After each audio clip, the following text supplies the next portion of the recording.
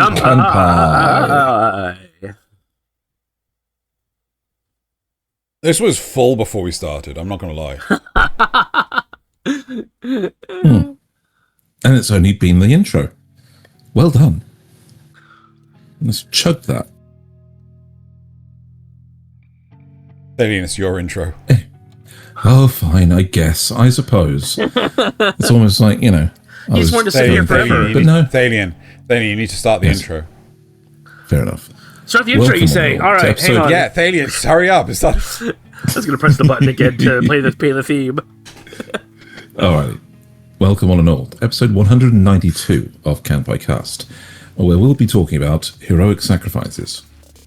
But before we do that, a bit of housekeeping from these two that are making me talk. So, quick little update for everything. We're still on Spotify. We've worked very hard to get there, and so if you are listening to your podcast on Spotify, please pick us up there. The usual links are down below. The same pattern has to apply, of course, to every video we do with the like, comment, subscribe, visit the Patreons, the Discords. Actually, really, do come over to the Discord and drop your memes in, have a chat with us, whatever you feel like. Tell us about your favorite animes. Tell us about your least favorite animes. Tell us about your favorite animes that have heroic sacrifices. Absolutely. And one more plug for the D&D character alignment chart episode, where you visit the Google Doc in the description below, and you just fill out the very quick form where you simply say what anime you feel, the anime, not the character specifically, the anime itself, fits into our 9-bar chart of the usual D&D alignments. Maybe something's chaotic good, maybe something is neutral evil. Depends on where you want to fit the anime. Tell us what you think. And since it's been 3 weeks at least that we've been plugging this, we've not had a lot of feedback. We're hoping that one last push can get you guys involved in our show. But we'll see how that goes. Anyway, that leads us on to the rest of the show, I think. And this one is another one of my suggestions, the heroic Aren't sacrifice. they all? You're our idea man. Sometimes I'm your old kind of man where I just repeat stuff we've done before. But still, the whole fun of the heroic sacrifice is a very, very anime, very, very easy to run kind of topic for any show, where one of the characters either puts themselves in danger or even completely shuffles off this mortal coil to enable the rest of the show to carry on. Yeah. And the more spectacular it is, the more we cry. But not every show does it well. Not every show does it amazingly, and some shows do it surprisingly when you would not expect them to. So, like in Death Note, when one Shinigami sacrificed herself to... Sorry, we were talking about this before the show, obviously, and that came up, and Xeno was like, no. Did I? Yeah, we're not. That does sound like we're not talking about that. I think the topic was no. We ridicule that show. That's something we just do. But yes, it's an example. So I'm going to get one out the way because Xeno made me justify it in the pre-show. Yeah, I also want to highlight spoilers ahead. Just flat out like the whole episode is gonna be nothing but spoilers, right? So if you're like, I want to watch that show, then you probably go watch that off. show and then come back here and listen to us discussing it. The whole show, right? Make the whole show. Anyway, so I'm going to get one out of the way because it's a very early one. It's Outlaw Star. And so if you're going to have it in here, you're going to make me justify it. So the heroic sacrifice in this one was Hot Ice Hilda. This is arguably the character that starts the whole show. While the main characters are very much not her, she's the one that comes to the planet, hires the main character as a mercenary, is the mysterious stranger that gets involved and has the adventure lined up and ready to go. And Hilda ultimately ends up sacrificing herself to let the Outlaw Star leave dock for the first time. She finds this experimental ship. She does all of the work for it, and unfortunately she is basically caught in the gravity well of the local star. And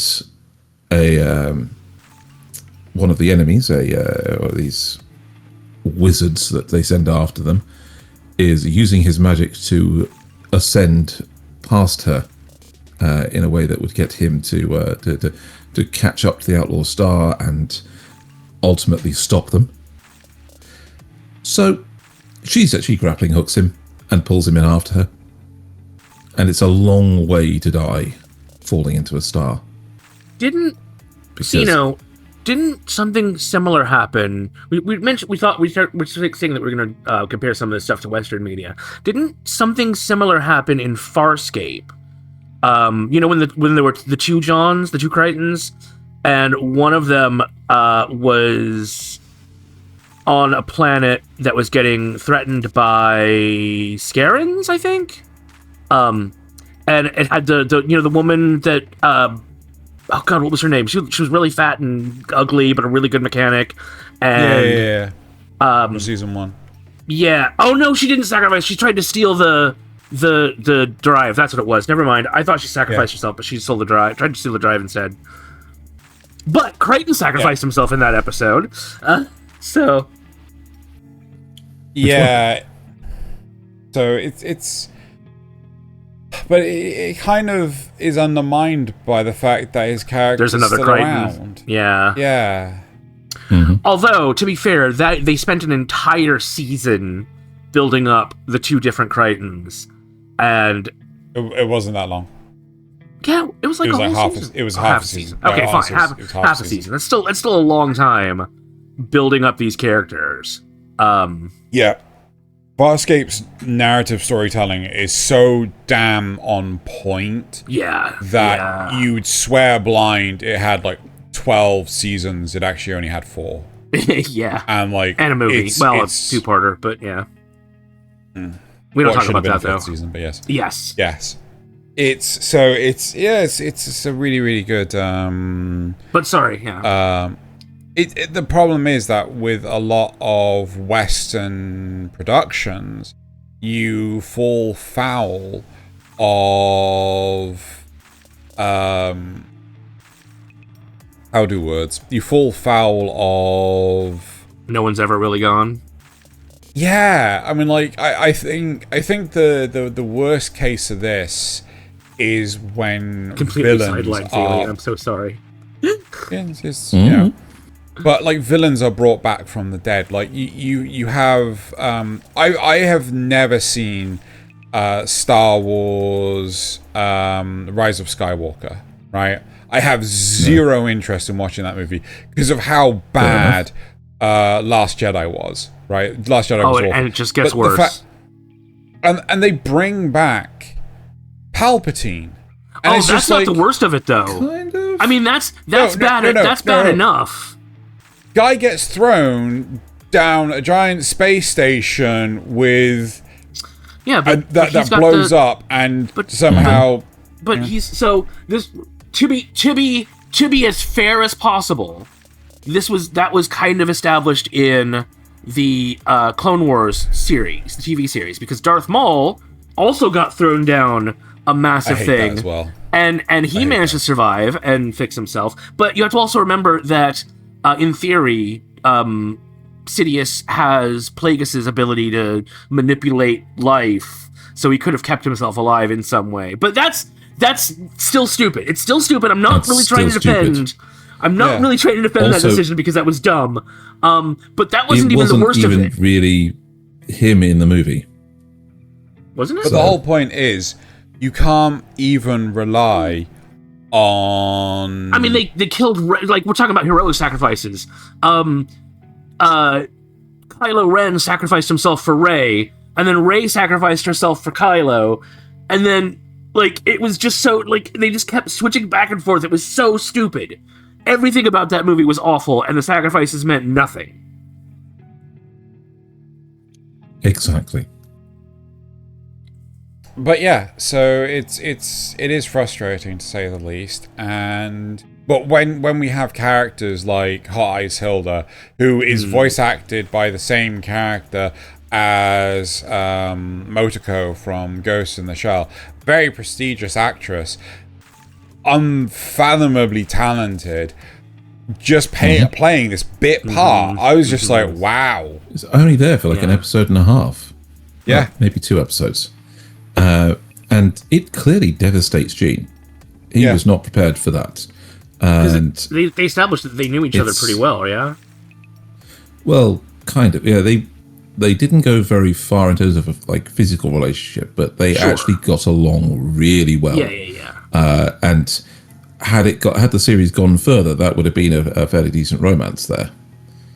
You know? But as it were, the result was that Hilda was almost too strong of a character to be there for the rest of the show. They needed to have that absolute rookie beginner thing going on. Plus, we needed to get him with Melfina instead. Yeah. Yes, and Hilda would have been driving. Gene would never have been the pilot. Yeah.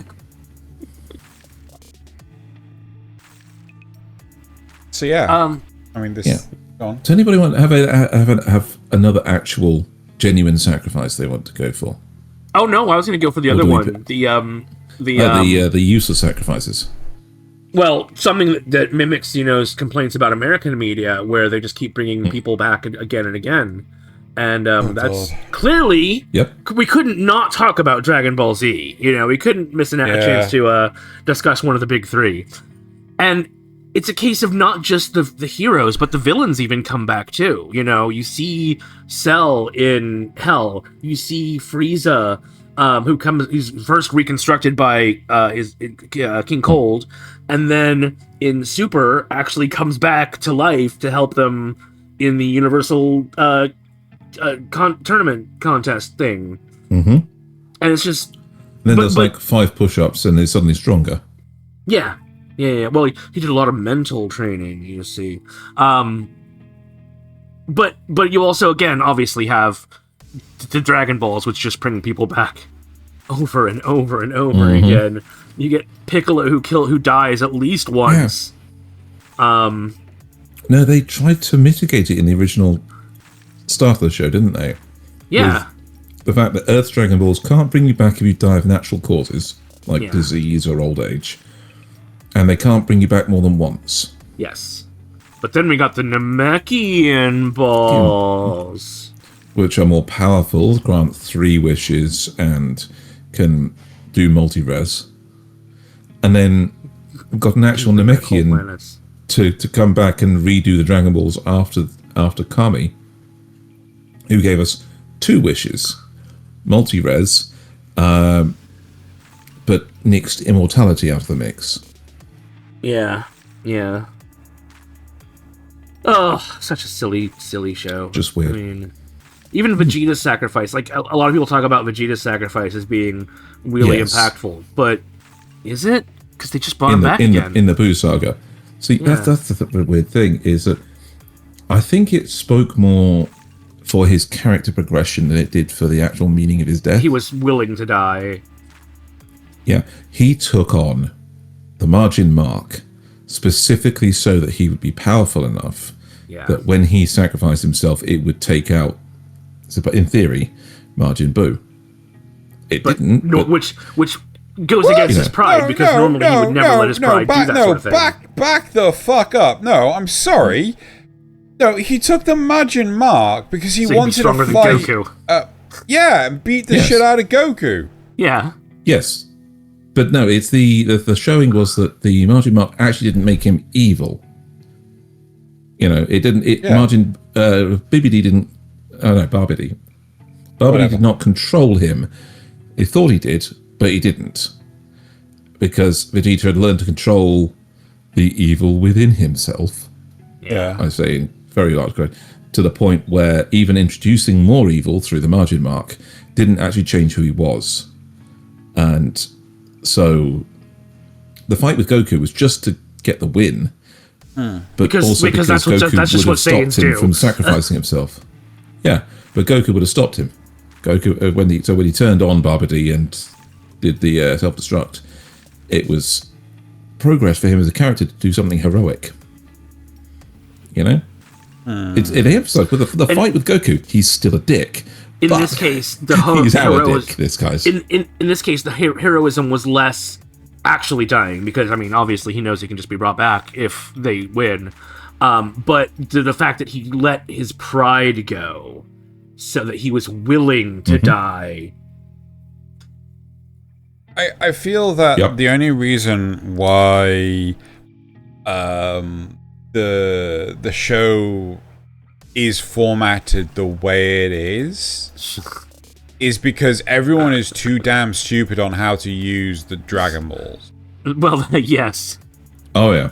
Right? Like, the fact that Bulma in later in Super and things like that, Bulma's using the Dragon Balls to just take a few years off is just like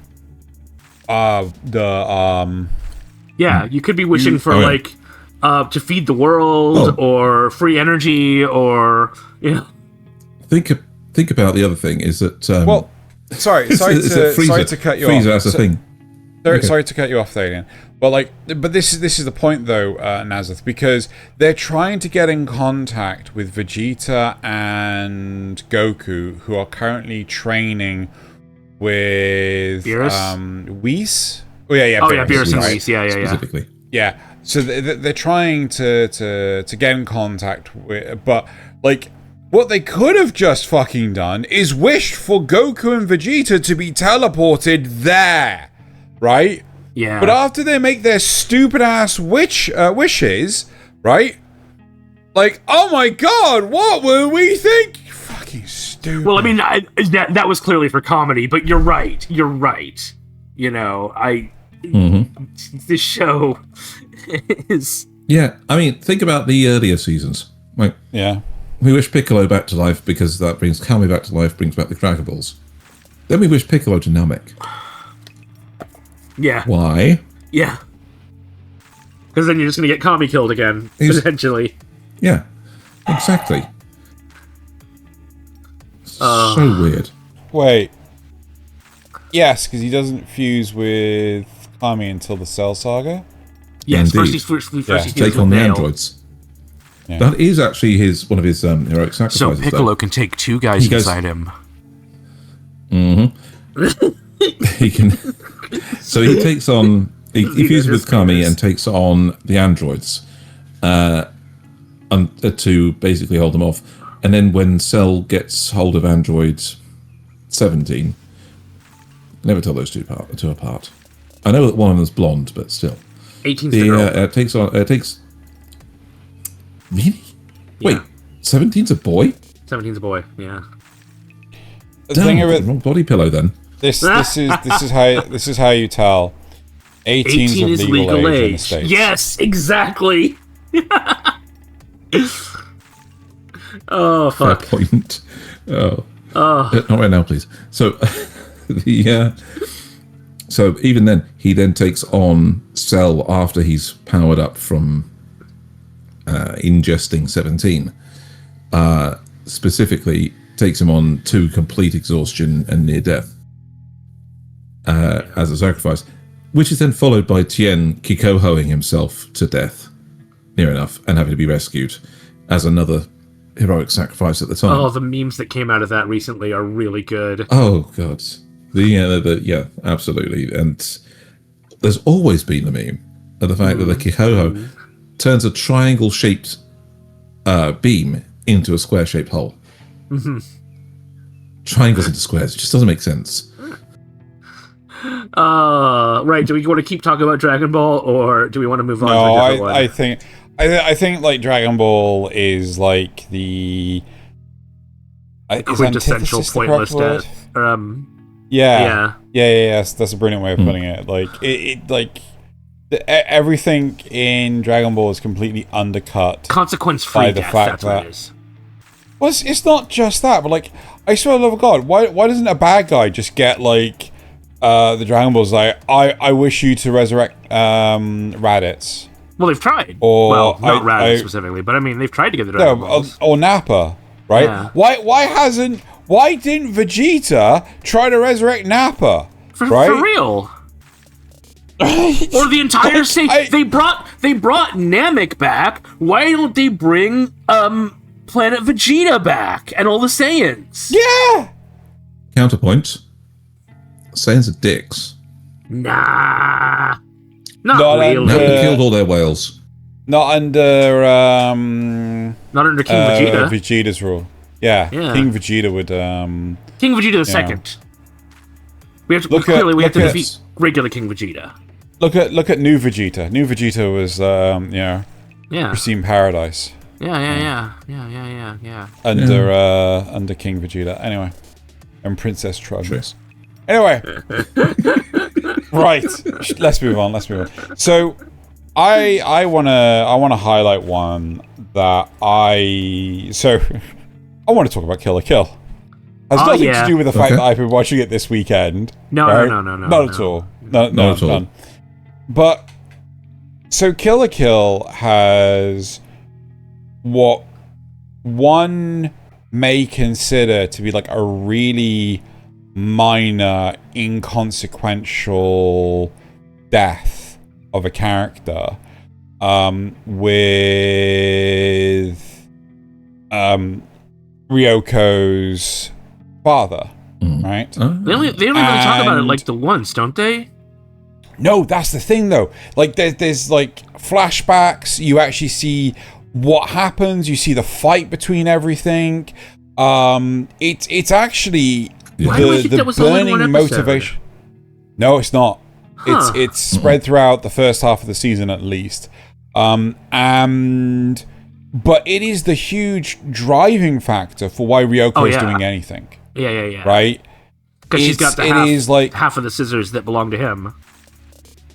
No, not just that, but she's trying to find out. Yeah, she's trying to get revenge because she's a punk. The fact that she's got the scissors is the symbol that she's doing this for her father. Yeah. She's trying to get revenge. She is the female Jotaro Kujo, right? She is she's a huge punk, and you know, she even goes into a little bit of her own backstory where she used to go from school to school. She would just beat up kids. She's always getting into fights and things like that, and that's ultimately what led her to the lifestyle she leads, right? You know, and I really feel that his death is excellent character motivation for the whole of the story. How do you guys feel about that? I feel it's just gender swapped fridging the girlfriend.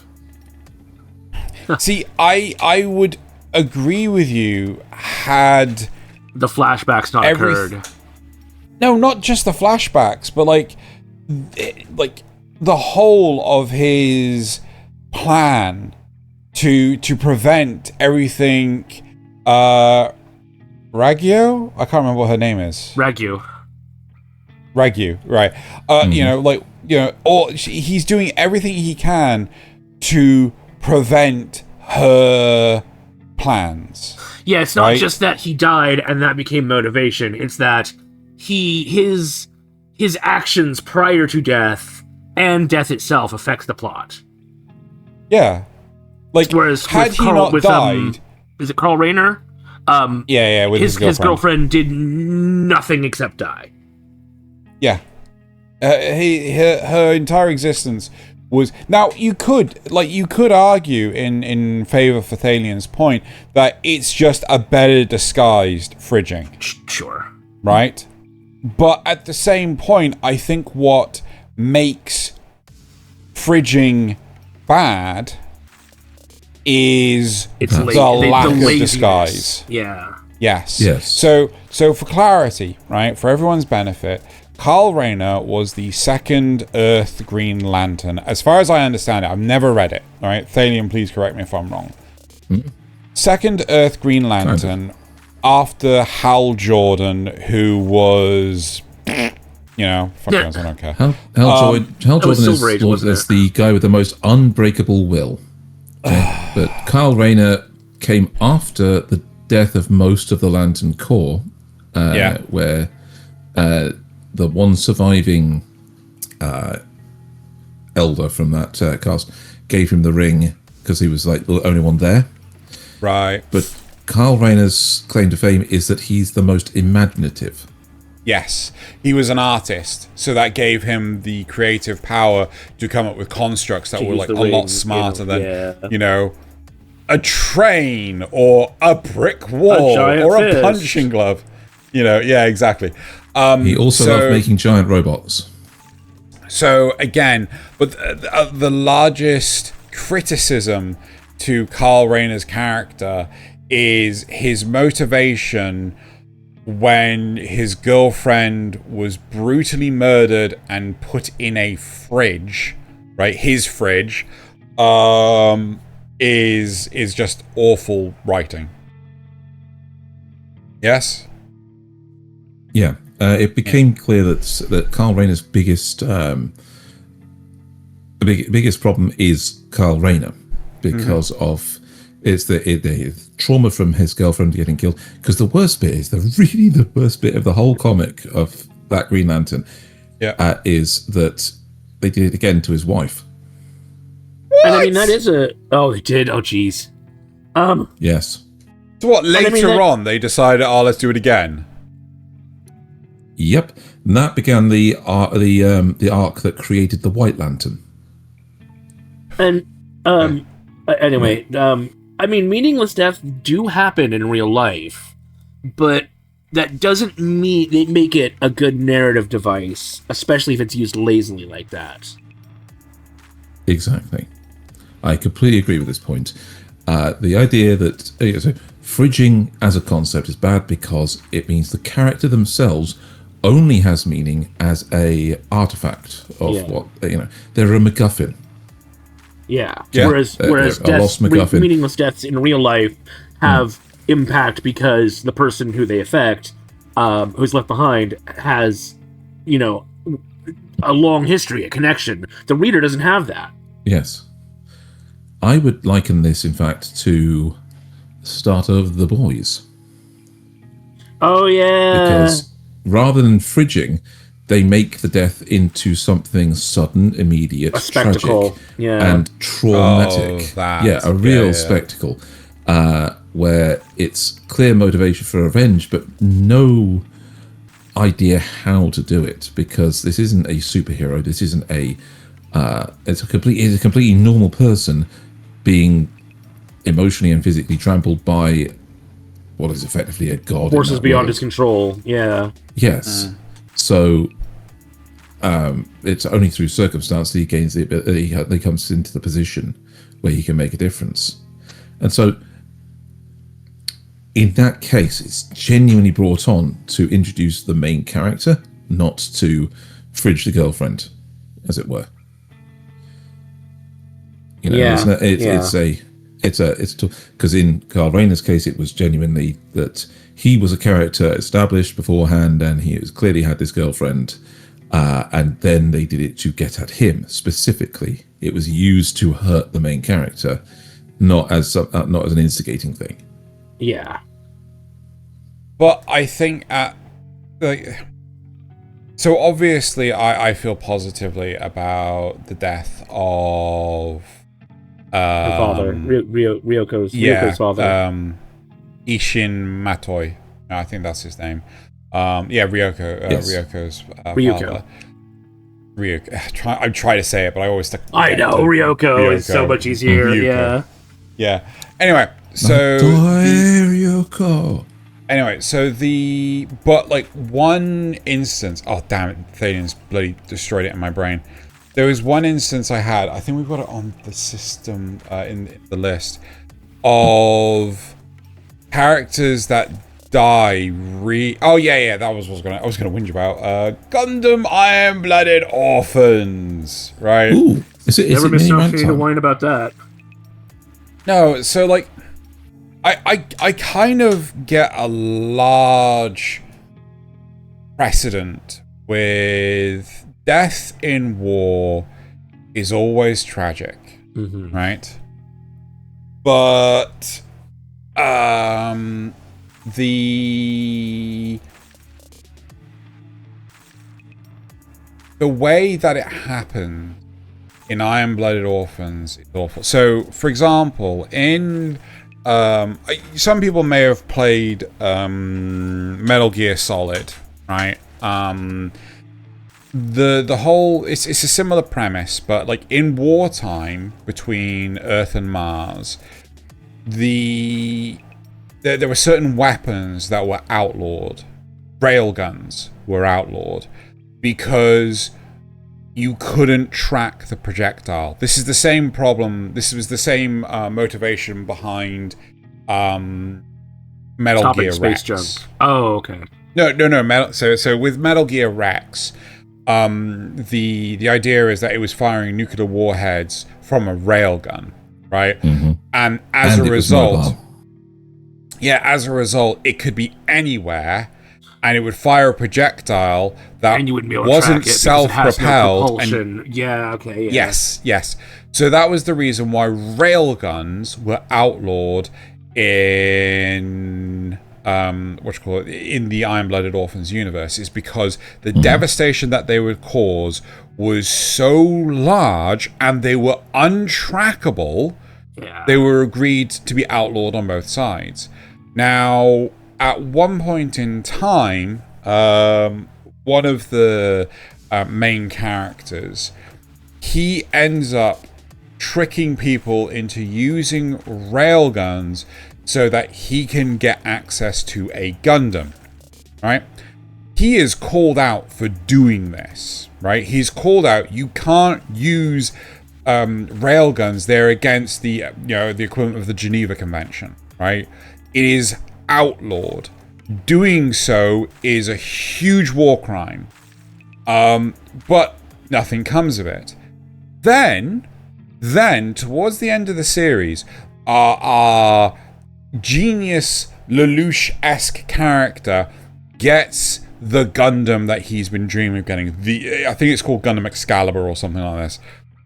It lasts all of 2 seconds. Because do you know what his opponent does? Fires a railgun at him? Railguns. Yeah. A bajillion fucking railguns, right? The guy that was complaining at him for committing a war crime committed an even worse war crime. Well, right? 2 wrongs make a right. Everyone knows that. Yes, clearly. And as a result, like the entire cast, or the entire, don't watch Iron-Blooded Orphans because the ending is so horrifically depressing. No one survives. It is so. Tamino, who is the author of Gundam, a lot of Gundams, he is known as Kill 'em all Tamino for a reason. So few of Gundams have any number of the cast survive the end. Yeah, especially not in the UC. Especially not the UC. So yeah, it's and I get like the whole thing with Gundam, like with war, death is horrific. It could come at any point in time, but when you have this super weapon, like the Dragon Balls, right? Like, why aren't you just using it all the bloody time? But I think, going in a positive direction in terms of characters, one character that I would say is a better depiction of Ryuko's father is Kamina from Gurren Lagann. Yeah. So I hold Gurren Lagann's Kamina up as a shiny example of the heroic sacrifice. Not just because of the circumstances around it, but because of the impact it has on the rest of the show and on the main cast, even on the audience. His spirit remains. It's one of the few cases. Yeah, it's one of the few cases of an anime introducing somebody who is clearly supposed to be a main character, who then doesn't make it to even a climactic end of the season. Yeah. And does something important and sacrificial midway through. And that's genuinely shocking. It wasn't even like this. It wasn't supposed to be this huge story beat. This combat that they were in at the time was important, but the build-up for it, the situation around it, they hadn't even uncovered the Spiral King or anything at that point. They were still fighting Beastmen. No. Yeah. And so it was still like, so the end boss is still in the future. It's still like 6 episodes away. So Carmen has got to get to him. The mid-boss. But no. Well, yes. But so Carmen has got to get to who we think is the boss. And then... No. Yeah. So in part, I really like Kamina's sacrifice. I think it has... I mean, I've only watched the series once? I think maybe twice when it first came out. I think I just watched it again last year before, something like that. But to me, I did love the impact that, what Kamina's death had on Simon. But at the same time, I felt the narrative did a poor job telling that part of the story. I disagree. Wait, yeah? you mean the impact part of the story? Or the... go for it. It is. It's just like how it's telling what Simon is going through. Oh no, I disagree. I 100% disagree. You can see Kamina's attitude reflected in a lot of what Simon does until Simon learns to believe in himself. He's still, like, for much of the story, he's still believing in the him that Kamina believes in. And you see this repeated throughout until the end when they're in the Antiverse. And he sees Kamina again. And he finally realizes, who the hell do you think I am? Yeah. Exactly. But at the same time... It even took the impact that they had. It even took Simon getting the chance at a girlfriend before he even broke out of the slump that he was in. Yeah. And having somebody else that relied on him rather than him relying on somebody else. I think I need to rewatch it, don't get me wrong. But I just feel that everything that... Sorry, go ahead. I like... So for example, again, like, it's I think it's an easy, relevant comparison to make between Kill la Kill and Gurren Lagann. But with Kill la Kill, when Ryuko goes berserk the first time, she is scared to put Zenketsu back on. Right, and she's processing the whole thing. You get to see that, but I remember watching it the first time with Gurren Lagann, and I was just like, for fuck's sake, get on with it. Just like you are telling this in such a piss poor way, and everyone is getting so short with Simon. Well, they are in a battle for survival. Compared to Kill la Kill, on him to pilot. Yeah, I mean, Kill la Kill, they are also in a battle for survival, but they don't know it. But I thought they were only relying on Simon to pilot Lagann, not the actual. Yeah, but Lagann is the important part. Yeah. Gurren can't do anything without Lagann. Simon's spiral power that keeps all the other mechs, that makes Gurren Lagann so powerful. Yes, but it's not... He doesn't have Lagann hooked up to the ship. Like, the ship's still, like, self-powered even though they've taken it over. Yeah? Like, the other mechs still function even though he is not piloting Lagann. Yeah? Yes. So basically, everybody is going off and fighting, and he's languishing in his room. Yeah. Yes. And he has good reason to do that, but of course everybody's getting short with him because everybody else is having to step up, even though they're also grieving. Yeah. They all liked Kamina.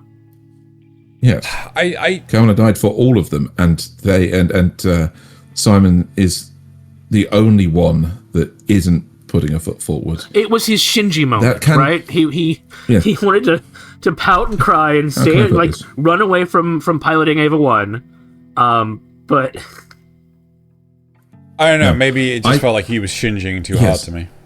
So in this case, it's understandable resentment on the part of the others that's coming across, and to him, he just lost his brother, right? And so he feels like he has the right to grieve, and he does. But at the same time, they're in a war situation, and they need everyone. Yeah, but at the same time, like, if you've got someone that is emotional wreck, the last place you fucking want them is in a battlefield. Sometimes it's unavoidable, though. Yes, also, they're all emotional wrecks. Yeah. Anyway. So, it's not fair to Simon for them to be resentful of him, but also it's completely understandable for them to be resentful of him. Who wants to go where next? You want to do a silly one? Go for it. Yeah, silly one, good. What do you got for us? Well, then, let's talk about the two times, I think, that Kazuma... at least two. Kazuma sacrifices himself for everyone else. Now, this is a case where we do know he can be resurrected. I think it might only be one. I think it might only be one, because the first time he dies to the... the Winter Shogun. That wasn't... Oh, yeah, that one doesn't count. That one doesn't count. Yeah. That's not a heroic sacrifice. I think he was willing to sacrifice himself for the Mobile Destroyer, but he ended up not needing to because they teleported it. But this is a case where we do know he can be resurrected as long as Aqua's alive. But he had to overcome his own selfishness, because Kazuma is a selfish bastard, just wants to have an easy life. And here he is put in a situation where he has to fight a giant acid slime, and the only way he can think to kill it is to be absorbed by it and die. And I think that's still a pretty big sacrifice, knowing that he's gonna have to suffer the pain of it, and not have his, cushy, easy life. Is it, though? I think, I believe Kazuma's real act of self-sacrifice is before he realized that the hot lady he was being embraced by started off as a man. No. She's in the movie. She's both. Yeah. She's both. Yeah. She's both. Regardless. I don't think she started out as either. I think that was his true sacrifice before he realized that. And regardless of Thaylien's terrible attempt at humor and derogatory commentary,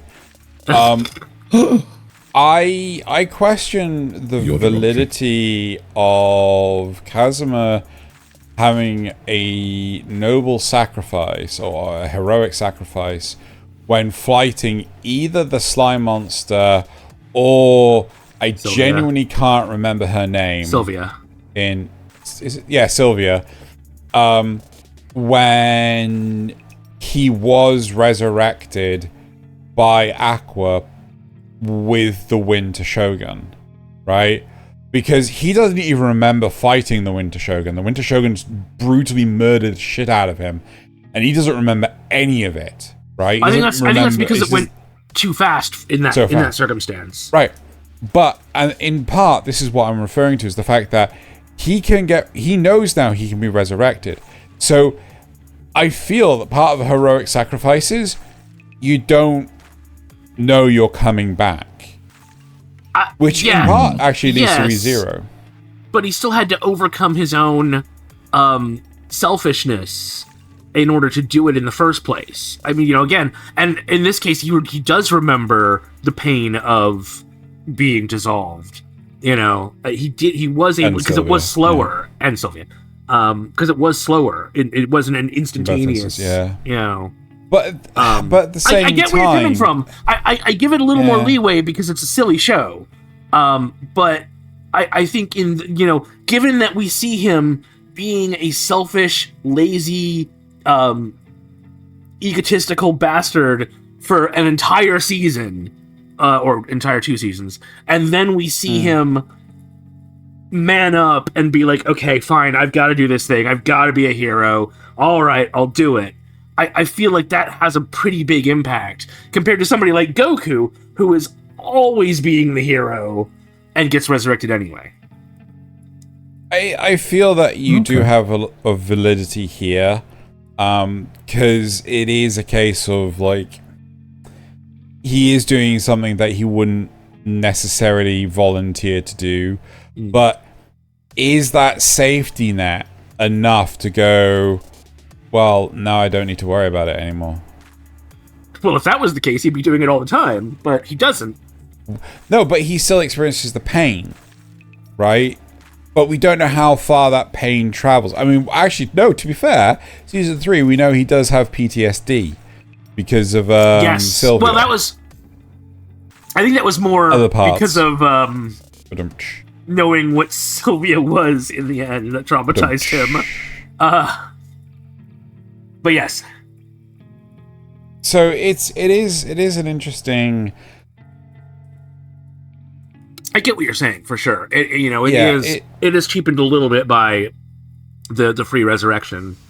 But at the same time, it is supposed to be a comedy. Thaylien, exactly. Thaylien. Give us your words of wisdom. How do you feel about this? I think that Nasuth has a very good point. I think that the noble sacrifice is, in a comedy, even knowing he can come back, far more meaningful that he coming out from under the Katatsu to fight something. Yes, he comes out from his own shell and overcomes his own idiocy to make that sacrifice. He knows it'll hurt. He knows it'll be the worst thing he's gone through to date. And he also knows that if Aqua dies, he's probably also still fucked. Yes. And but Aqua's too stupid to die. That's true. Yeah. He doesn't know that. In his brain, he wouldn't trust Aqua to live. Let's be honest. I actually think if Aqua did die, Chomsky would bring them both back. Lol. Still, I think that it's in this particular situation where he is clearly a comedy character. It's overcoming his own nature to make the sacrifice in the first place is worth more than the fact that the sacrifice doesn't stick. Yeah. It's sort of like the Vegeta overcoming his pride thing, but better. Mm-hmm. Yes. Okay, Xeno, tell us about You want to Guyver. talk about ReZero? No, Xeno wanted to talk about ReZero next, I think. Did he? Well, I mean, in part, like, talking about ReZero, it's the same as talking about,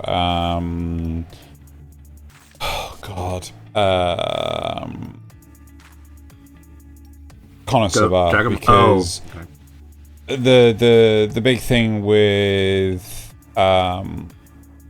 ReZero is the fact that no matter what, Subaru knows he's coming back. Even if he doesn't know exactly where that respawn point is. Yeah. And I think that it's taken Subaru long enough to realize that no matter what, he has to make the best run of it. Because with... Oh, God, what's the name of the damn thing? with the second story arc of the first season, like, oh god, isn't his respawn point at one point, like, you might be talking about this one, like right above, like as he's falling off a cliff onto some jagged rocks? No. Okay, no. Okay, all right. You may have seen something. It's not right there. He does sacrifice himself to respawn by jumping off onto those rocks. Okay, all right. But it's not a respawn point. Okay. So in the second arc, he is constantly being murdered by two of the main characters, Rem and Ram, right? And he doesn't know why. They're just constantly going after him, or he's dying from a horrible curse infliction, or there's like this second story arc, he is dying for what seemingly no reason, and it is mentally breaking him, right? Because he can't work out what's causing it. Like, no matter what he does. So if he goes on this trip, he dies. If he doesn't go on this trip, he dies. If he, if he's nice to Ram, he dies. If he's nice to Ram, he dies. If he's not nice to either of them, he still dies. Yeah, so it really does start breaking him mentally. And I think he even at one point in time during this arc tries to talk to Amelia about what's going on with him. And in doing so, he ends up killing Amelia because anyone that hears about how he is cursed dies. And in doing so, I think that causes a reset as well. Or I can't remember, maybe he kills himself or someone else kills him because Amelia's dead or something. I genuinely can't remember that part of the story. But it puts him through a lot of pain and agony to deal with this stuff. But he does have this sort of like cavalier attitude towards doing some of the dumbest shit conceived in order to save people, but he has this safety net that he is relying on so damn heavily that it's never not there. And as a result, it kind of, in my opinion, diminishes the heroic sacrifice to the point of this is just a parlor trick. Yeah? But is it kind of used as a learning exercise so he eventually understands that it's not a good idea to be that way? I'm fairly sure he eventually learns that, yes. No. Like in the story, not in the anime so far. That's my question: is do the deaths lead to him learning something eventually, or is it something else? Yeah, like he needs to not die. No, he has been learning that like to give it the best, because it kind of just reduces the chance of going through the pain of dying, because he remembers every single time he dies. He's remember. It's less that he's learned he needs to be careful, and more that he's trying to avoid pain. Fair, but at the same time, he is doing stupid shit through the course of season 3. That's just like, what's your plan to fix this? And he doesn't have one, and now he has been infected with a horrible, nasty disease that, as far as we can tell, can't be cured. And it's just like, you haven't reset, you're probably stuck with this now. What the fuck's your plan? Is that something that happened in the latest season? Yeah, in the latest season. Okay. So it kind of speaks to me of somebody came up with an idea of a Marvel style superhero. Yeah. That they nicknamed Groundhog Day. The idea is this: their only real superpower is that if they die, they restart the day. Right. Right. So they have all the other they've used the time they have to learn skills and learn fearlessness. You know, the idea that they can rely on this as a power, so they can do stupid things and perfect the day, so that they don't die, and so that they can save the day, right? But they then played this as a comedy, as an idea, because everybody on their team knows it. They know about the power, right? So they start catching on in general when, you know, they go for like a snappy one-liner comeback and Groundhog Day just says it at the exact same time as them with the same intonation, right? And then they go, oh shit, they didn't live through today, you know? And then they play it for comedy where Groundhog Day would just walk up to one of them and slap a sandwich out their hands with no explanation. Because they were going to choke on it, or it's poisoned, or okay. But no, it was actually their first day. It was actually their first time round, and they just did it for the shit. They wanted to fuck with people. I see. Yeah, so people just assume that no matter what Groundhog Day does, as long as it's if it's weird and bizarre, so it's Deadpool that it with actually a time means loop. something. Kind of, yes, but you know, done with a more deliberate kind of, do I actually do this seriously or do I fuck with people kind of thing. It was a bit, and it makes me think of that when you think of the way Subaru's approaching it, except for the fact that because Subaru hasn't got over any of his deaths really, and he feels every time he hasn't got used to them. He hasn't got this fear of dying out of his head really. You say that though, but like kind of season 2 and 3, it kind of season 2 really emphasized his comfort with, you know, dying to get another crack at it, sort of thing. Season 3, it was really like, don't die no matter what. And it's just like, it felt really weird. Like, maybe there was something in season 3 that I just completely missed. But it was just... You have been known for that. Yeah. I mean, it could just be a case of the author realizing this won't work long term, and I've got to change something. Yeah. Yeah. I mean, it's. I mean, weirdly enough, we got JoJo on screen right now. But what happens? You know, we had to neuter Jotaro because he had the best power ever.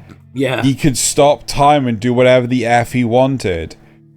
So, and I think how they got rid of him in Ocean was perfect.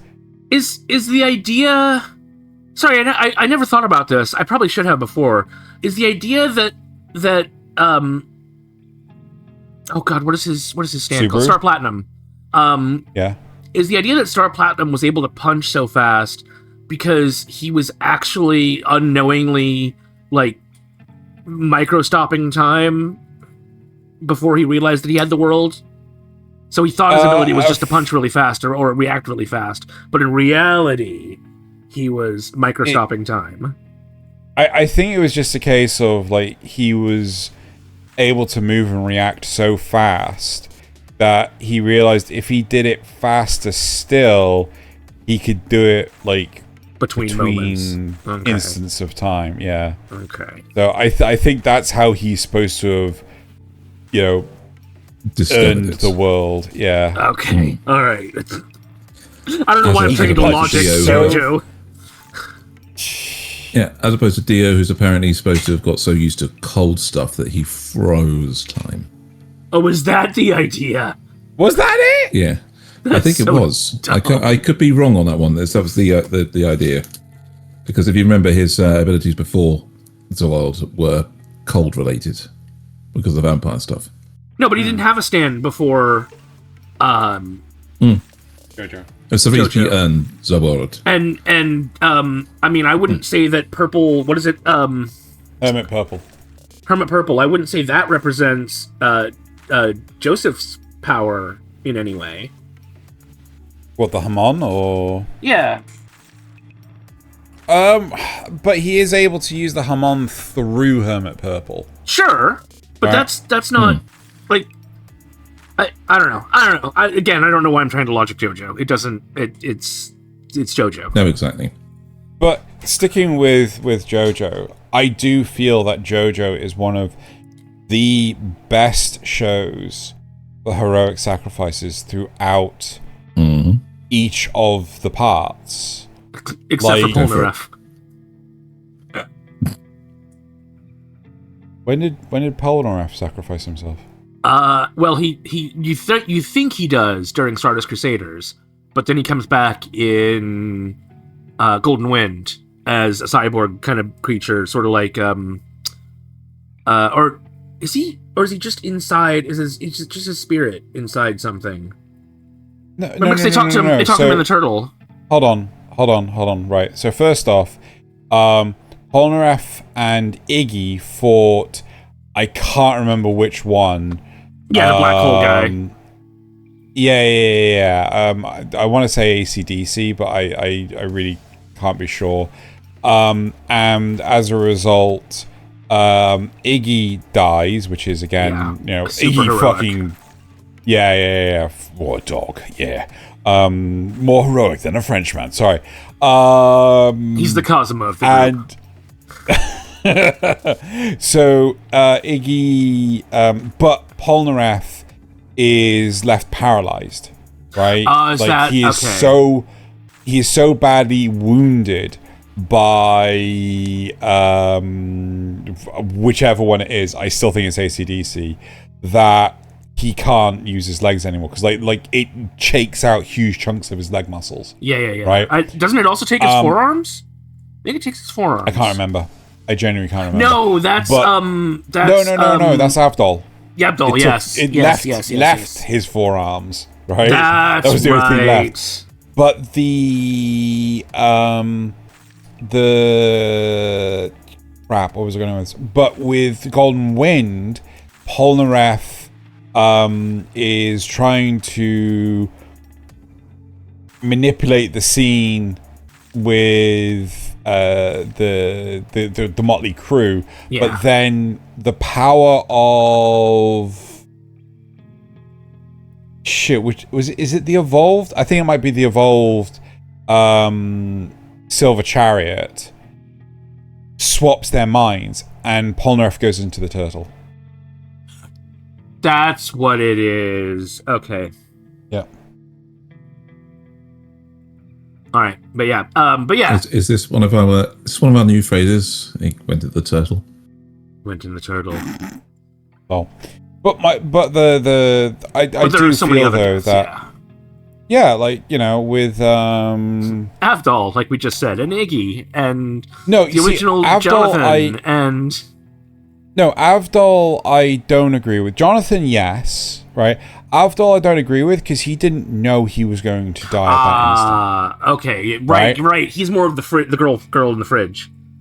Yes, right. He gets Kakyoin to Kakyoin, I would say yes. 100%. I don't know if anyone fucking dies in Diamonds Are Unbreakable. Does anyone sacrifice themselves in Diamonds Are Unbreakable? I think so, but I can't remember who off the top of my head. It might be the alien? Does he? I don't remember, honestly. There's the money stealing, the money troll. Pinching kid.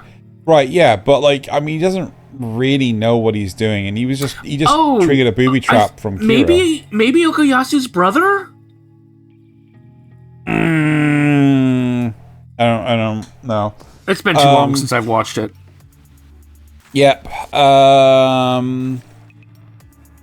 Golden Wind. We have a couple there. Trying to think. Stone Ocean. I don't think there are any other. No. FF does. FF. Yeah.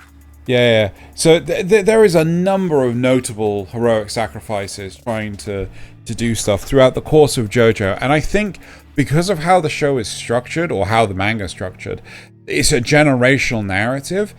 We must not forget Caesar, of course. Yeah, of course. But like it's structured in such a way that it can be, you can have these characters that are properly developed and they just get written off. Yeah. Yeah. It's so rare to see that done in a lot of media. You know? Yeah. You know? We spent all this time building up this character, and now they're just gone. Yeah. The Carmen effect. No. Do we want to talk about but still. Charlotte? Because we discussed how that was kind of a weird one. Because it's not... No one... Well, I say no one dies. People do die a lot in Charlotte. Go for it. But we're talking about, in this case, it's actually our main character who figures out he can time loop. Well, no, sorry. He uses his ability to steal a time looper's power. Steal. And he uses this to try and figure out a way to save everyone. And in the process, it breaks his brain. Like, he just completely loses it for a while. Goes into a massive downward spiral. And it's only Charlotte that breaks him out of it? No. Her name's not Charlotte. Charlotte's the name of the comet. Right. Yes, I forgot her name. But yes. Yeah. Yeah. I don't think it's a case of, like, she's the one that breaks him out of it. She breaks him out of it with oh no, that's his sister. That's right. Yes, that's his sister's death. That's with it. Like that's the sort of thing that I really liked with. So I liked it with that more than I liked it with Kamina and Simon. I really need to watch Gurren Lagann again because again I haven't watched it in so long. But it's like it kind of felt like it was treating his sister's death so much more admirable. Impactfully. Yeah, respectfully, than it did with Simon and Kamina. Yeah. Right? And I do love that in Charlotte. Like, I know Giguk really shits on Charlotte. I don't know what he's not picking up. I really don't. I mean, the first half is a little slow to get through. It's very different. But no, but that's the half he liked. that's his brain has just died. Yeah. Like Charlotte's a really, really good series. And then when I remember he did some sort of like, oh, you know, is it higher or lower sort of thing with my anime list, and it came to Charlotte, and like Charlotte got like was it a 7.65 or a 7.85 score on my anime list, and he just broke, and I just felt like vindicated. Yeah, because it's just it's a good series. It's a really good series. Sorry, I've tangented to rant about that, but the whole no worries. The whole thing is that he tries to save everyone. He takes responsibility for the world. Yeah. And in doing so, he basically breaks himself. As that is one hell of a noble sacrifice. It's not the heroic death. It is the noble sacrifice, though. Yeah, definitely. It is the I'm actively choosing to become a vegetable. Sorry, derogatory. Apologies. Yeah. So that actually does bring me on to one that, if you're talking about, because we mentioned some of the other big three, but is Bleach in this? Oh, one? No. No, okay. Because I'm actually picking one that people are more likely to have seen, and actually does fall into the same category. There's a character that did not know they were going to get through it, and it goes to the guy, the first person to ever defeat a Bankai, and that's Ishida Uryu. And Uryu used a trick that his grandfather taught him, which basically forces his body to absorb spirit particles to give him too much power. And there's no coming back from that for Quincy. Once they've done that, it basically overloads all the circuits in their body that can process spirit particles, and they lose their Quincy powers after that. We know from later seasons that his father, who is a amazing surgeon, basically gives him back the ability to use his Quincy powers by jump-starting it back in his body again. But he didn't know that. He had no clue it was going to happen. Shonen anime. He actually thought that he was going to lose his powers for good. But Kuretsuchi Mayuri is the most deserving bastard to ever have his Bankai broken, especially by Quincy, because this is the guy that was actually behind experimenting on Quincy in the first place, and has one of the most truly weird and disgusting Bankai in the world of Bleach. Is that the one with the weird baby? Yes. Okay. It only gets worse later on. Yeah. So this is a guy that has basically modified his own Bankai over and over again by changing its nature. It's scientifically weird. And so, the baby breathes gas that has different types of neurotoxin in it. It can body press you with a chest that's just exploding with swords. It's ginormous and horrifying. And he even uses it. He even uses it against Ishida while his own soldier Nemu is in the way, because he believes that he could just fix Nemu afterwards. It doesn't matter if she dies, but he could just fix her up afterwards. So he's a truly uncaring bastard of a man. And so Ishida, using his last resort and defeating a Bankai for the first time in the show by literally blasting it into pieces with a gigantic Quincy arrow. Pure shonen. But he knew he wasn't coming back from that, as far as he knew. Okay? And that he would be out of the fight for the rest of the time there. There'd be nothing more he could do.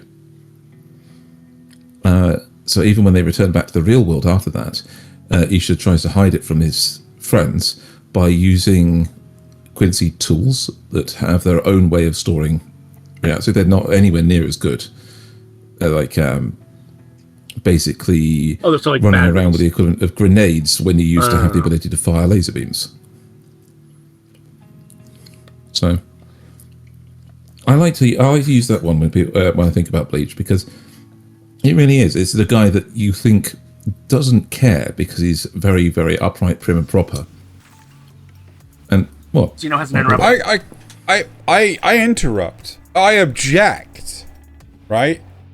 He's just losing his powers. He's not losing his life. Yeah, but losing your powers can still be a pretty big... powers are...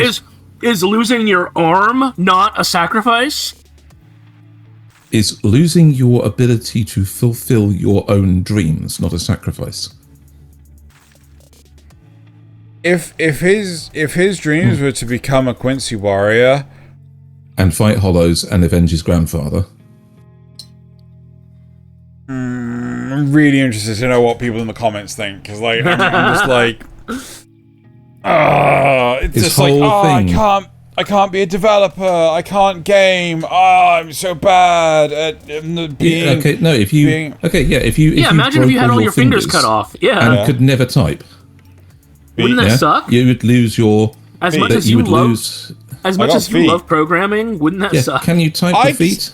Yes, they actually make fucking keyboards that are designed for feet. That's what I mean. You would have to relearn everything. What if you lost your hands and feet? What if you became a quadriplegic with no tongue or nose? No tongue or nose? Yes, you can't use your tongue or your nose. You can't even tap with your... Yeah. Okay, well, first off, do I still have eyes? Yes. Yeah. Right, I can use an optical keyboard. Oh my god. Anyway, so... Hey, dude, you want me to fucking fight this corner? I'm fighting. Oh my god. Yeah, so... But would it still be a sacrifice? Let him fight this corner, because... That is exactly the equivalent of what Iryu did in terms of his life. Yeah, but Zeno's saying that wouldn't be a sacrifice to him. Whoa. It would be, because he would still have to relearn how to do everything he has to do. And he would be in a state where he has to compensate with incredibly difficult to use technology, assisted living tools. Right, but I still have an opportunity to do that. Yes, and that's what Ishida does. He basically uses assisted living tools for Quincy to try and keep going. Right. But his actual abilities were gone. But it's still a sacrifice, because you can't do it the same way you could. Yeah. So, it's the equivalent of you jumping into a wood chipper to save a child, knowing that you're going to have to be on assisted living because you're a quadriplegic for the rest of your life. Right, but I argue it's not the same, right? Why not? Because, you're trying to compare Kamina's sacrifice or Kakyoin's sacrifice or... No, we're not. We're trying to say it is a noble sacrifice. There are levels of noble sacrifice. I'm just saying it is one. Yeah. It is a noble sacrifice because he believes he's losing all his powers and he's going up against a dreadful enemy. Losing your arm isn't as big a sacrifice as losing your life, but it's still a sacrifice. Exactly. This isn't about noble deaths, Xeno. Man, if I lost my right arm... I thought the whole thing was about heroic deaths. You even said it yourself that it's not about heroic deaths. You can't go back to that and say it is. Fine. You have used that phrase. That it's not about noble death, it's a noble sacrifice. If I lost my right arm and I couldn't come brothers anymore, that'd be a huge sacrifice. You'd have some real difficulty whipping out your prostate. Okay, fine. Fine. Let's move on. I don't agree with you. I'd love to hear the audience not agree with you. No, you tell us about a good sacrifice. You tell us about Guyver. Okay, right. So Thaylien wanted to talk about it earlier. This is a difficult one. Right, this is a difficult one. Because... As difficult as persuading you on the last one? Well, I mean, I have to persuade myself on this one, because, I don't know. This is one I want to explore, right? Because this is something that was completely out of the control of both individuals, right? This is the death of Shokufu Kamachi's father, right? Fumio Fukamachi, right? So neither were in control. For the benefit of the audience, his father had been turned into a Zoanoid at this point, and Sho had been obliterated. His brain crushed. His brain was crushed. Yeah. So the Guyver suit just took over instead. So with the two characters in question. So Fumio lost the ability to control himself, and Sho's brain was crushed. So Guyver Unit 1 was controlling Sho. Ultimately, this led to just like when Eva Unit 1 went berserk. Sorry. You dare. You dare. I do dare. I do dare. Right. So when Sho comes to and he realizes effectively what has happened, right? The grief, life lost. Yeah. I mean, it shuts down his mental fact. He goes into shock, right? So, but the fact of the matter is, even though his body was used to do it, he didn't do it. Yeah, but even if it was a case of, say, Agito went to go get Fumio instead of Sho, right? Yeah. Agito wouldn't have had as much of a problem fighting Enzyme 2. And so it all comes to the question does this count? While Sho would still be emotionally devastated to have his father die, having him die to somebody else's hand would probably be motivation rather than shutting him down entirely. Yeah. So without him having to go through a different breed of grief. Yeah. Right? But my question to you is, do either of you think that this is a sacrifice in any like. I mean, all I can say is that this is a disrespectful sacrifice, if anything, because that's what. Well, no, because because Balkus was using Fumio to try and get the control medal from Unit 1, right? Yeah, but this was all. I don't see how either of them actually sacrificed anything, because neither of them were in control. Yeah. Sacrifice needs to be a purposeful, like if Enzyme had somehow held himself back, so that the Guyver Unit 1, even out of control, could kill him. That might be something. He does briefly resist. Oh, well, right? there you go then. That definitely bumps it up. He does resist Balkus's mind control to stop fighting Sho. He doesn't have complete control because they do tear each other apart. Is that after Sho's already had his brain crushed? Yes. Oh, I think it was because of the brain crush. Okay, well then, was it? No. Was it? No, I think it was before. I think it was before the brain crush, because it's what Balkus forces Fumio to do. It forces him to crush his brain, and that's when Unit 1 goes berserk and just does not stop. Is unrelentless. Yeah.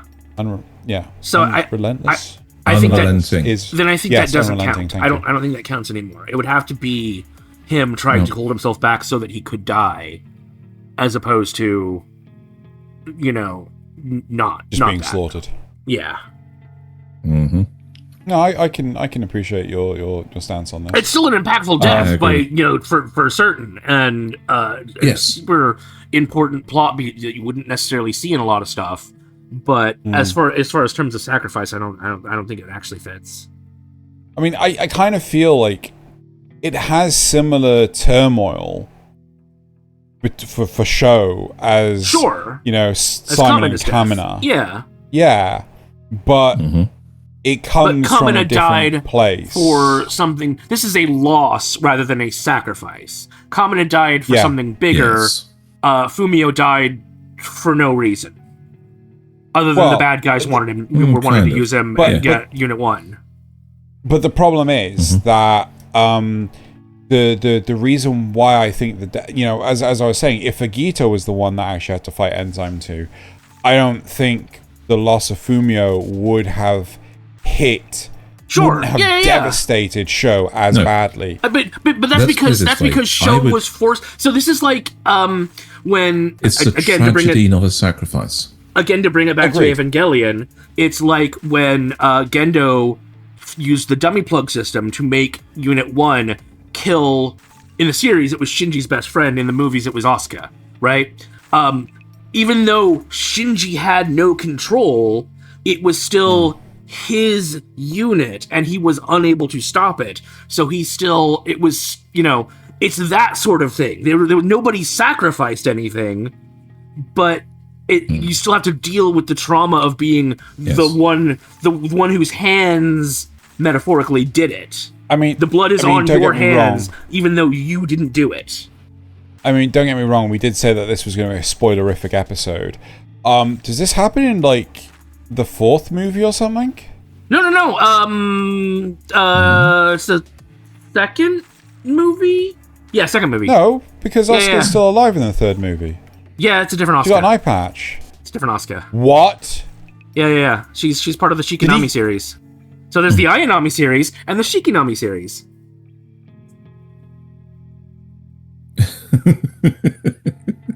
Xenos. So she's a clone. She's a clone. Wait, when does that get revealed? When does that get revealed? Right at the end during the instrumentality section. Oh, fuck off. Right at the end. Anyway. So we've had Nasuth with his Gigot moment and Xeno with the... Wait, hold on. How the fuck? Why did she have an eye patch? Because because she is part of the Shikinami series, much like Rei, she has bits of an angel in her, essentially. And they reveal in the third movie, I think it's either the third or the fourth, that they've got these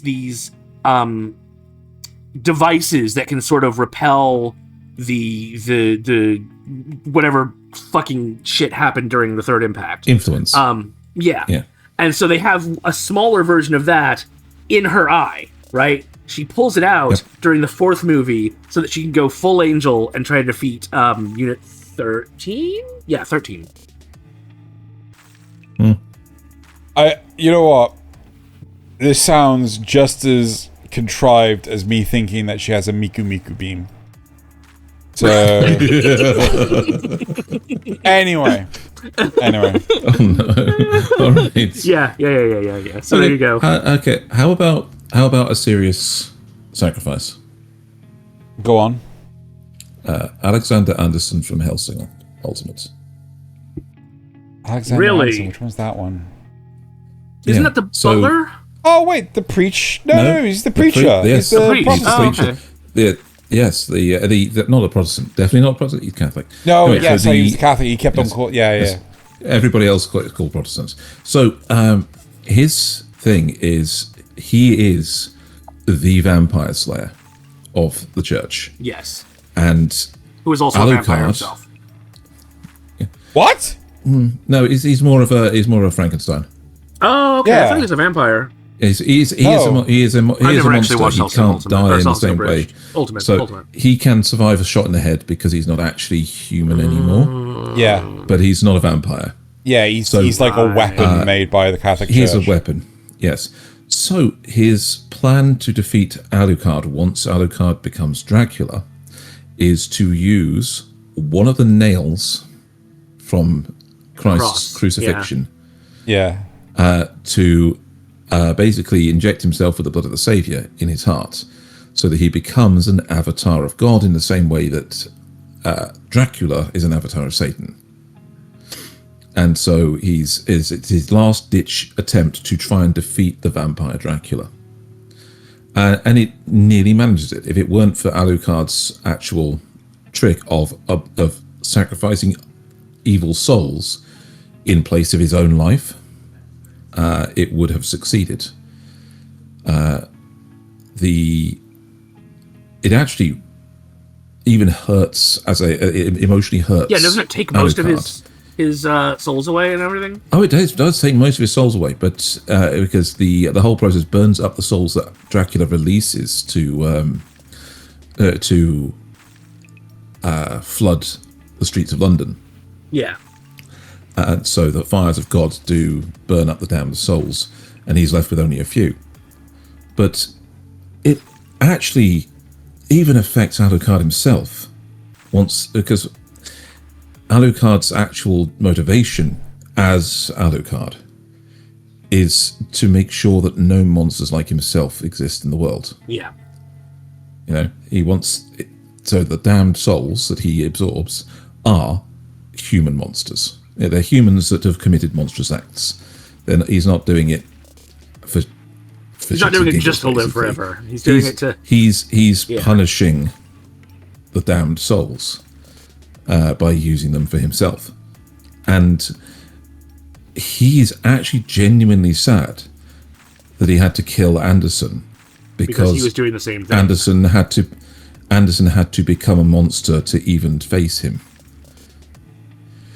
And it shows that the two forces, the good and evil in this world, are equally monstrous, and that's why Alucard's on the side of the devil, because at least Satan's actually punishing the monsters. So it's a very, very dramatic scene in the original series in Ultimate, with the thorns of Christ literally overtaking Anderson's body and putting him into a state that's just as bad as Alucard is when he's using his own blood regeneration. Damn, I really need to I'm not gonna lie, I barely remember Hellsing Ultimate up until the fight with is it Rip Van Winkle? Yes. On the boat. Yeah, they trick Alucard to basically get himself stranded out on an aircraft carrier. Yes. Time to go rewatch a bridge. Oh yeah. I don't think a bridge goes that far though.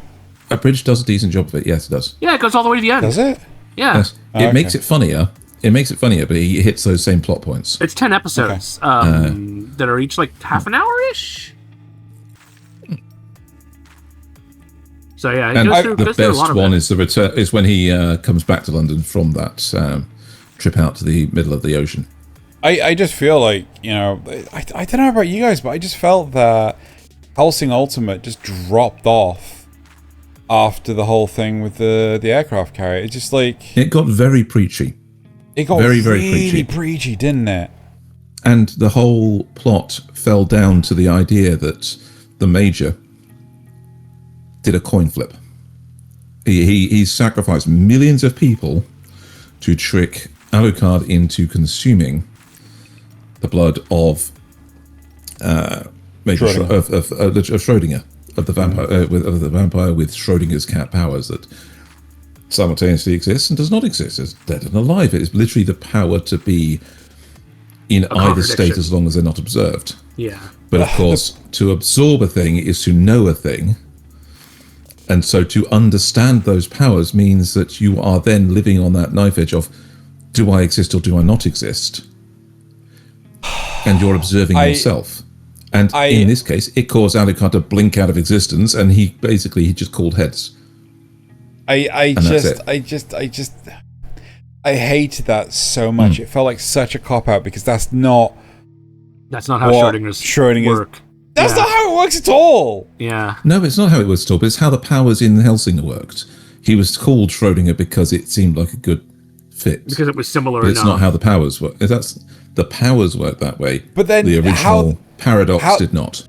How the fuck did Schrodinger just not blink out of existence himself? It's just like, I'm sorry, there's so many things that are just like contrived. Anyway, so we're going in the wrong direction, right? Yes. So I really, when I actually went back after watching the abridged and went back to watch that scene in the actual anime, it genuinely hits hard. It's a sacrifice where everyone is trying to kill Alucard in this moment, in this scenario, and Anderson is the only one doing it specifically because Alucard's a vampire and Anderson kills vampires. That's what it is, and what he is. He's being incredibly true to himself as a living being, and makes a sacrifice that he knows he can't come back from. It will make him into something that is not himself anymore. And it's in an attempt to gain enough power to permanently take Alucard off the board. Everybody else can sort themselves out after that, he thinks. But that's his end game, is to take Alucard off the board. And he fails. But from the side of what is supposedly good and righteous, it is an incredibly noble sacrifice to himself. It's just a shame that he's not the main character in this scenario, and Alucard has that little bit of plot armor. Well, they don't always have to be main characters. I mean, we've got Trigun on this list, and I wouldn't say Wolfwood is the main character. That's very true. No, that's very true. Do you want to talk about Trigun, or do you want to move on? I don't know. I mean, we're getting close on time. Do we want to hit? There's one I want to talk about. There's one I want to talk about. So I think we all know about Wolfwood, so that's fine. Okay. So the one I really want to talk about is Cyberpunk Edgerunners. Right? Oh yes. So the better version of obviously David's mom. You're talking about David's mom, right? Yeah. 100%. No. So if we look at all the honorable or heroic sacrifices that all these characters went for, Kakyoin, Major Hughes from Fullmetal Alchemist, Rengoku from Demon Slayer, the one that the ice fuck, Hilda, what was her name? Ice Hilda. Oh, Ice Hilda, thank you. Yeah. Subaru, so on and so forth. They all do this stuff for the heroic deed, right? It is like, I need to make this sacrifice, otherwise shit's gonna go bad, right? David makes his sacrifice for love, right? There are other characters that do the same thing, don't get me wrong. Yeah. But it seems that the love angle is quite often downplayed. And he takes on this huge burden. Same with Lucy. They both take on this huge burden independent of each other. He knows he's not going to change the world with this death. But he wants to change Night City enough to protect Lucy. Lucy wants to change Night City enough to protect David, right? But Lucy has become the princess in another castle. She's the damsel in distress. And David takes on I can't remember what the name of the corp is. When I said he's not going to change the world, I meant by his death. His sacrifice isn't going to change the world the same way some of these other sacrifices have. Yeah. So he takes on this armor that's going to induce cyberpsychosis. I can't remember which organization it is. I don't think it's Arasaka. I think it's one of the other corpos. And he takes this armor. He augments himself to the point of he is going to go insane. He goes to save Lucy from the actor's name. I can't remember, the guy from Breaking Bad. Shit, Carlos Esposito. What's his name? Carlos Esposito. I think it's Carlos Esposito. No. That is Breaking Bad. Please hold. Carlos. Yeah, Carlos Esposito. Oh yeah, it is Esposito. Yeah. So he's going to rescue Lucy from Carlos Esposito, and he's also going to fight Atom Smasher because he's on the scene. Atom Smasher's like this nuclear weapon that needs to be fought, otherwise they're not going to survive. And David is full-blown cyberpsychosis. He has completely gone off the rails, and he is just, he's like Sho with his brain crushed. He's a murder machine. And it is the love that he has for Lucy that brings him back, so that he can get her to safety while sacrificing himself. Yeah, because he knows there's no coming back for him. Exactly. But she could do something better.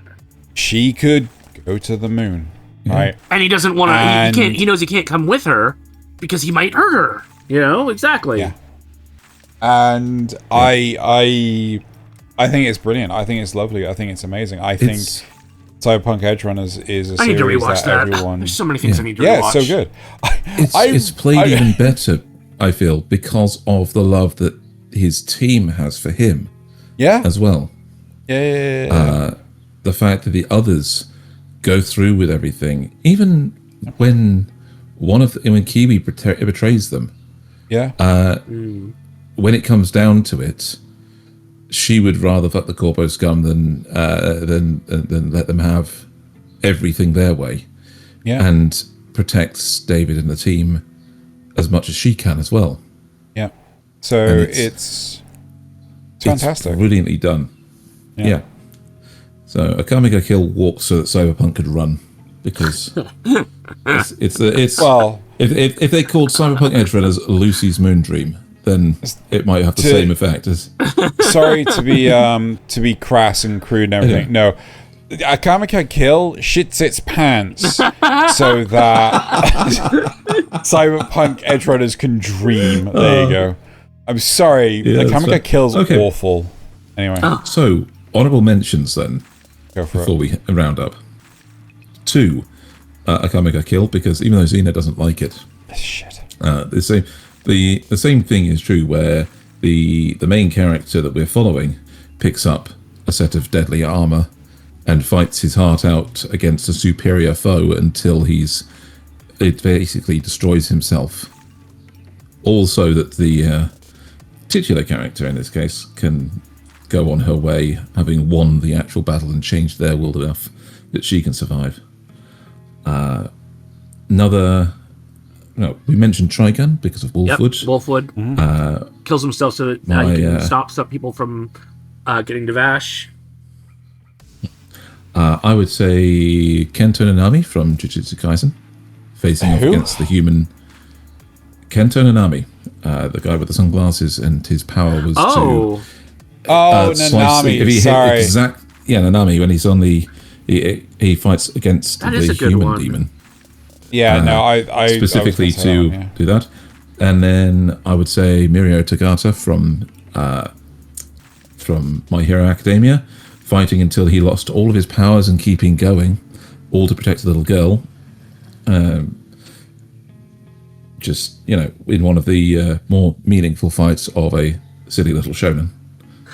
Okay, I do have one question. I do have one question. So we put Delicious on Dungeon in here because we looked up a few of these, and it said Fallon sacrifices herself for her brother.